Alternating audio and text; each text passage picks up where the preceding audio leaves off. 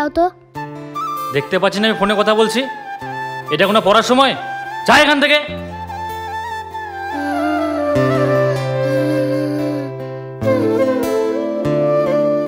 না ভাই, না না, আমি শুনবো না। না না না না না, আমি এটা কোনো শুনবোই না।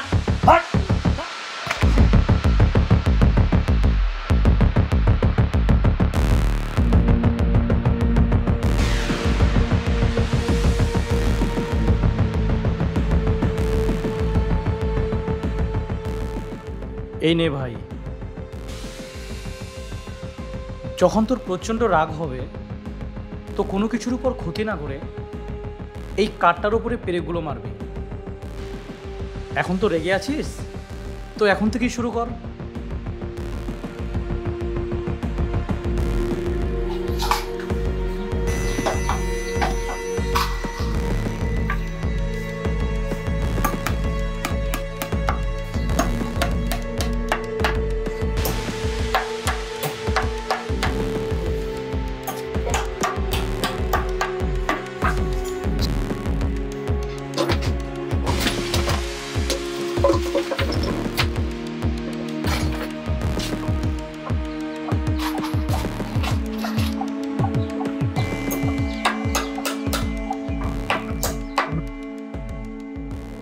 এইভাবে রাগের মাথায় কাঠটিতে খিল মেরে আমার কি লাভ হচ্ছে?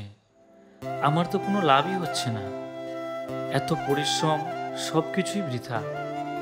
এবার পরিশ্রম না করেই নিজের মধ্যে রাগটাকে কন্ট্রোল করব।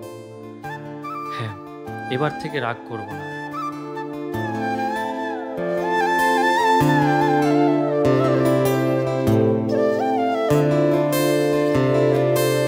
দাদা, আমি আর খিল মারব না। আমি কোনো কিছুর ক্ষতি না করেই নিজের রাগটাকে কন্ট্রোল করতে চাই। আমি বুঝতে পেরেছি আমি আর খিল মারব না। তুই শুধু আমাকে এটা দে, হাতুড়িটা আর কাঠটা তোর কাছেই রাখ। যেদিন তোর মনে হবে যে আমার মধ্যে একটুও রাগ নেই, সেদিন এই কাঠ থেকে খিলগুলো তুলে তুই আমাকে ব্যাপারটা জানাবি। দাদার কথা আমি কিছুই বুঝতে পারছি না। কি বোঝাতে চাইছে দাদা? একবার বলছে খিল মারতে, একবার বলছে তুলতে। আমার তো এখন রাগ নেই বললেই চলে। যাই, খিলগুলা তুলে নি।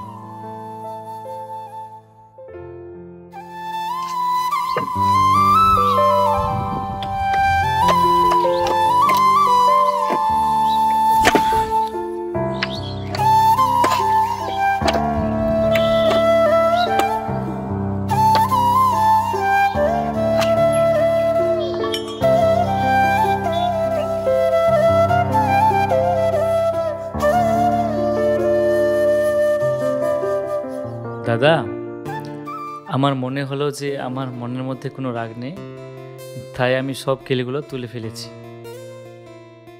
এক কাজ কর, তোর মারা খিলের আঘাতে এই কাঠের মধ্যে যে ছিদ্রগুলো হয়েছে, এখন তুই সেগুলো বন্ধ কর।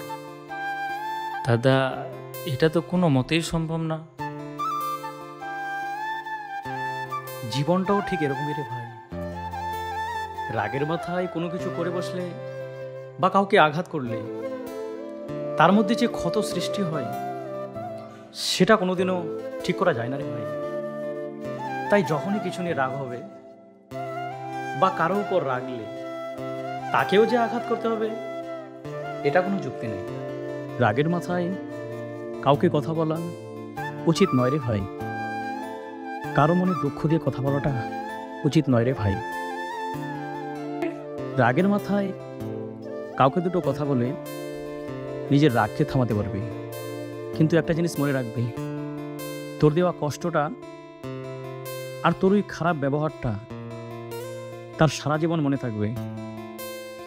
আর কোনো কিছু করার পর ভুলটা বুঝে লাভ কি? এটা তো এরকম হয়ে গেল যে তুই কাউকে মেরে দিলি আর পরে গিয়ে তাকে বললি সরি। তাই সময় থাকতে বুঝতে শেখো।